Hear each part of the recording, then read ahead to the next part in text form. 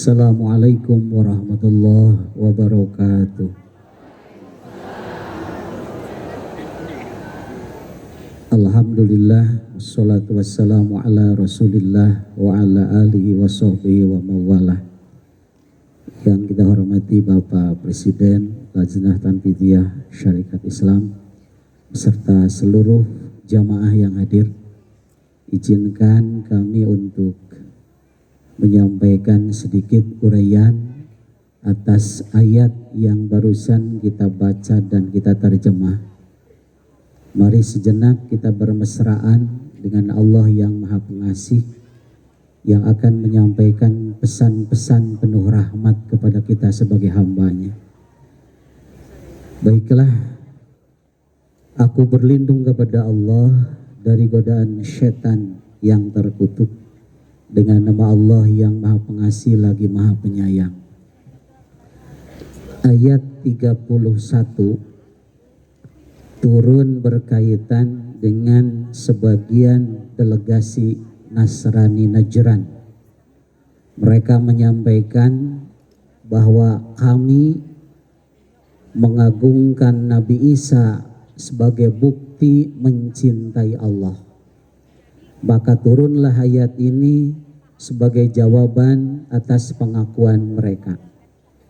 Sebagian riwayat menyampaikan bahwa sebagian sahabat mengatakan kami mencintai Allah. Maka ayat ini turun memberikan satu pedoman bagaimana seharusnya orang yang mencintai Allah. Maka Allah menyampaikan, katakanlah Muhammad, jika kalian benar-benar mencintai Allah, maka ikutilah aku. Niscaya Allah akan mencintaimu dan akan mengampuni dosa-dosamu. Jadi ayat ini Allah menyampaikan pesan, perintah kepada Rasul untuk menyampaikan pesan kepada kita sebagai umatnya. Jika kita dan siapapun yang mengaku mencintai Allah, buktikan dengan ittiba kepada Rasulullah Sallallahu Alaihi Wasallam. Rasul itu rahmat, Rasul itu hadiah terbesar yang diberikan Allah kepada kita. Maka kita mengikuti Rasulullah berarti kita mencintai yang memberikan hadiah itu kepada kita. Maka langkah konkret untuk membuktikan kita mencintai Allah, kita mengikuti Rasulullah SAW dengan cara ittiba. Ittiba artinya mengikuti dengan kesungguhan. Tabi'ah mengikuti biasa, tapi kalau ittaba'a mengikuti dengan kesungguhan. Pertanyaannya, dalam hal apa kita mengikuti Rasul Sallallahu Alaihi Wasallam? Di antaranya Imam Al-Qarafi menyampaikan, sosok Rasulullah SAW itu pertama sebagai Rasul, yang kedua sebagai mufti, ketiga sebagai qadhi, keempat sebagai hakim, dan sebagai pemimpin, dan yang kelima sebagai pribadi. Muhammad sebagai Rasul, dalam kapasitas sebagai Rasul mutlak pasti benarnya dan wajib diikutinya. Sebagai mufti yang mengajarkan ajaran-ajaran dari Allah pasti benarnya dan wajib diikutinya.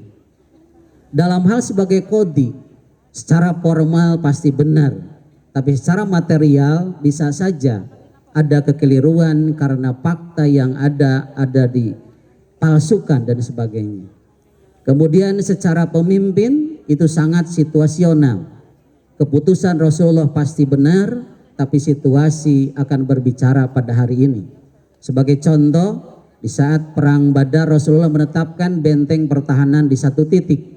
Lalu sahabat bertanya, wahai Rasulullah, apakah ini keputusan Anda sebagai Rasul atau sebagai pimpinan dalam perang? Kata Rasul, ini pertimbanganku sebagai panglima perang. Maka kata sahabat, izinkan kami berpendapat lain dan ditunjukkan tempat lain, lalu Rasul berpindah. Itu dalam kapasitas sebagai pemimpin yang mengkaji situasi dan kondisi. Dan yang kelima kata Imam Al-Qarafi, bisa Muhammad sebagai pribadi orang Arab. Dalam ayat lain dikatakan, Qul innama ana basyarum mithlukum yuha ilayya. Katakan Muhammad, aku ini Muhammad itu adalah manusia seperti kalian. Kami dan atau aku diberikan wahyu. Jadi kadang Rasulullah adalah sebagai manusia yang mendapatkan wahyu.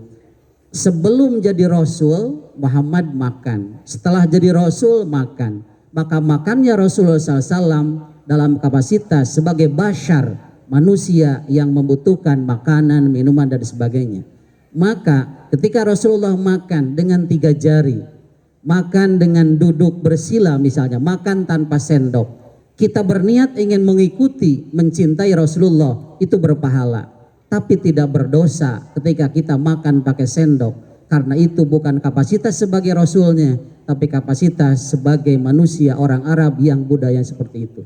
Itulah sekilas Imam Al-Qarafi menyampaikan, ittiba kepada Rasul dalam kapasitas sebagai Rasul yang membawa pesan Allah, maka wajib diikuti. Tapi kalau dalam kapasitas sebagai pribadi, kadang-kadang diikuti, bahkan ada yang tidak boleh diikuti.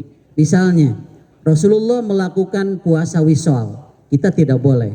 Rasulullah beristri lebih dari 4, kita tidak boleh. Rasulullah tidak boleh menerima zakat, umatnya boleh. Itu khususiyah Rasulullah SAW. Maka singkatnya, kalau kita mencintai Allah, buktikanlah kita mengikuti pola hidup Rasulullah. Apakah dalam hal yang wajib, sunnah muakkad, sunnah ghair muakkad, termasuk dalam kehidupan keseharian Rasulullah SAW. Maka inilah kewajiban kita untuk membuktikan kecintaan kepada Allah. Seandainya kita sudah membuktikan itu, maka buahnya adalah yuhibbukumullah wa yaghfir lakum dzunubakum. Allah pasti mencintai kalian dan Allah pasti mengampuni dosa kalian. Cinta Allah kepada kita berwujud dalam segala kebaikan yang kita dapat dunia dan akhirat. Cinta kita kepada Allah diwujudkan dengan ketaatan kita kepada Rasulullah dan ketaatan kita kepada Allah Subhanahu wa taala. Seandainya kita telah mewujudkan kecintaan kepada Allah dan Allah mencintai kita, dalam hadis qudsi Allah menyampaikan, barang siapa yang memusuhi waliku, maka aku umumkan perang dengannya. Tidaklah seorang hamba mendekati diriku atau mendekatkan diri kepadaku dengan sesuatu yang lebih aku cintai dibanding dengan apa yang aku wajibkan kepadanya. Jadi langkah pertama untuk mendekatkan diri mendapatkan cinta Allah, lakukan yang wajib, yang diwajibkan Allah dan Rasulnya kepada kita. Setelah itu lakukan yang sunat-sunat.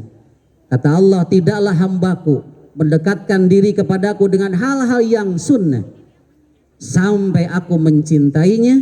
Maka kalau aku sudah mencintainya, nanti mataku akan menjadi mata yang ia pakai untuk melihat, akan menjadi telinga yang dia pakai untuk mendengar, menjadi tangan yang dia pakai untuk melakukan sesuatu, dan menjadi kaki yang akan menjadikan dia melangkah. Inilah wujud cinta Allah. Ketika sudah kita dapatkan, langkah apapun ada dalam bimbingan Allah Subhanahu wa taala. Wallahu ghafurur rahim, dan Allah Maha Pengampun, Maha Penyayang. Inilah jaminan Allah akan mencintai karena Allah Rahim, Allah akan mengampuni karena Allah Ghafur. Selanjutnya Allah memerintahkan, katakan Muhammad, taatlah kepada Allah dan Rasul, dan jika kalian berpaling, maka sungguh Allah tidak mencintai orang-orang kafir. Taat kepada Allah dan kepada Rasul, ada 2 redaksi dalam Al-Quran. Ada atiullah wa atiur Rasul, ada atiullah war Rasul. Yang pertama diulang 2 kali atiu, yang kedua tanpa diulang. Ini maknanya kata para ulama, kalau atiullah wa atiur Rasul, taat kita kepada Rasul dalam kapasitas Rasul punya hak menentukan hukum yang tidak ada dalam Al-Quran dan hadis atau dalam Al-Quran. Tapi kalau seperti ayat ini, atiullah war Rasul, maka kita taat kepada Rasul dalam kapasitas melaksanakan ketaatan yang diperintahkan oleh Allah melalui Rasul. Atiullaha wa atiur Rasul wa ulil amri. Taatlah kepada Allah, taatlah kepada Rasul dan kepada ulil amri. Ulil amri tanpa diikuti oleh atiu. Ini artinya taat kepada ulil amri selama melaksanakan ketaatan kepada Rasul dan ketaatan kepada Allah. Karena perintah taatnya tanpa ada kata atiu, langsung atiullah wa atiur rasul wa ulil amri minkum. Maka jika kalian berpaling tidak mau taat kepada Allah, tidak taat kepada Rasul, maka Allah tidak menyukai orang-orang kafir. Artinya yang berpaling adalah orang kafir, dan orang kafir tidak akan dicintai oleh Allah. Naudzubillahi min dzalik.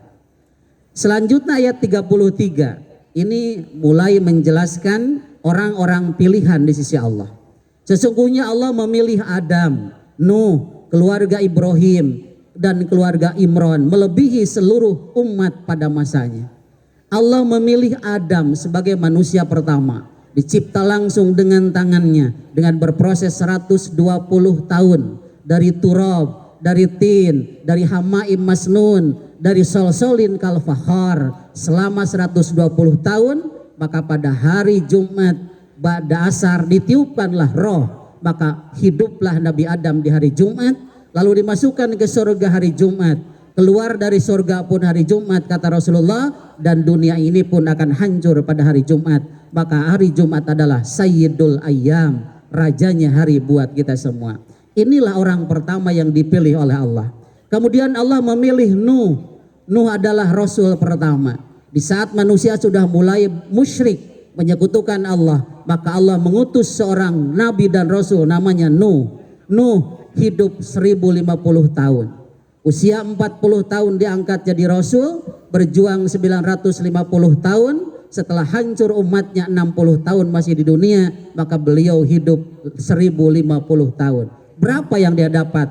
Hanya jumlah yang bisa dihitung jari, hasil perjuangan 950 tahun. Inilah Nabi Nuh. Dan setelah pada akhirnya Nabi Nuh berusaha, berdoa, maka dihancurkanlah umatnya kecuali yang hanya ikut kepada perahunya. Setelah itu berjalanlah kehidupan, maka lahirlah keluarga Ibrahim. Keluarga Ibrahim dipilih oleh Allah. Ibrahim adalah abal anbiya. Ibrahim nikah kepada Siti Sarah, lama tidak punya putra, nikahlah kepada Hajar, lahirlah Ismail. Setelah lahir Ismail, lahirlah Ishak. Dari Ishak lahirlah Yakub, dari Yakub lahirlah 12 keturunan, di antaranya ada Yusuf, Bunyamin, dan Yahuda. Maka lahirlah bangsa Yahudi. Maka bangsa Yahudi adalah masih keturunan Nabi Ibrahim alaihissalam.